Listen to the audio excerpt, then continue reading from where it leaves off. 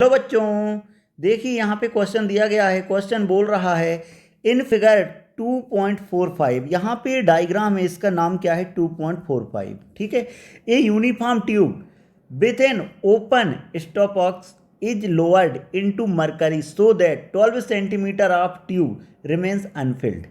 ठीक है, इसको क्या किया गया है, मरकरी के अंदर रखा दिया है, बट बोला गया है कि 12 सेंटीमीटर इसका जो लेंथ है वो मरकरी से फिल नहीं हुआ है। After the stopcock is close, जैसे मैंने इसको क्लोज कर दिया है, ये आपके पास stop Kock.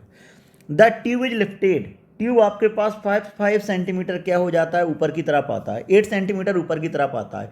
What is the height bye of the mercury in the tube, आपको बताना है सेकंड वाले डायग्राम में, जैसे इसको क्लोज किया कि मरकरी का हाइट क्या होगा। क्लियर, ये मुझे बताना है।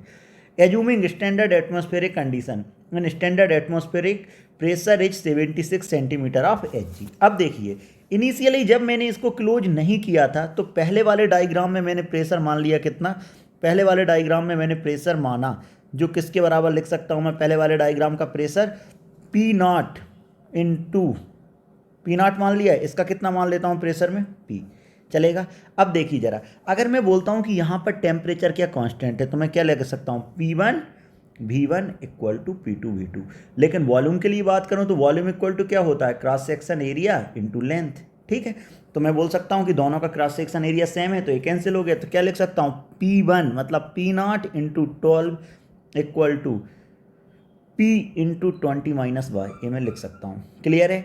अब आगे देखिए जरा, अगर मैं बात करता हूँ क्या मैं ऐसा लिख सकता हूँ P plus y equal to 76 centimetre of Hg के बराबर है। P plus y equal to किसके बराबर है, 76 सेंटीमीटर ऑफ Hg। तो यहाँ से मैं P का वैल्यू निकालता हूँ, P equal to 76 into 12 divide by 20 minus y. तो क्या आ गया मेरे पास P का वैल्यू, यहाँ पे मैं वैल्यू रखता हूँ तो मेरे पास आ गया 76 into 12 divide by 20 minus y plus y equal to किसके बराबर है, 76 के बराबर है। अब देखिए, जब मैं यहाँ वाई से मल्टीप्लाई करता हूँ तो मेरे पास एक क्वाड्रेटिक इक्वेशन निकल के आ गया। अब क्वाड्रेटिक इक्वेशन निकला तो मैं डायरेक्ट लिख सकता हूँ कि मेरे पास जो क्वाड्रेटिक इक्वेशन है वो हो गया y square minus 96 y plus 76 into 8 किसके बराबर है, 0 के बराबर।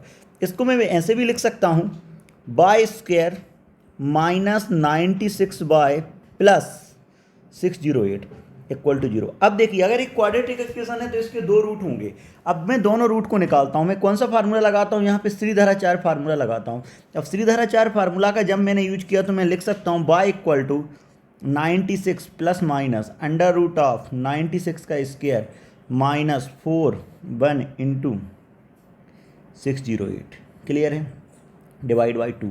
अब जैसे ही मैंने इसका प्लस साइन लिया, दो रूट होंगे इसके, एक प्लस वाला एक माइनस वाला, तो पहले मैं प्लस वाला साइन लेता हूँ तो कितना आ गया 96 प्लस 6784 बाई 2, जो कि मेरे पास निकल के आ गया 89.18। लेकिन 89.18 ये तो मेरे पास हाइट क्या हो गया, ट्यूब की टोटल हाइट से भी ज़्यादा हो गया, तो ये वाला रूट नॉट पॉसिबल, ये वाला रूट पॉसिबल नहीं हो सकता।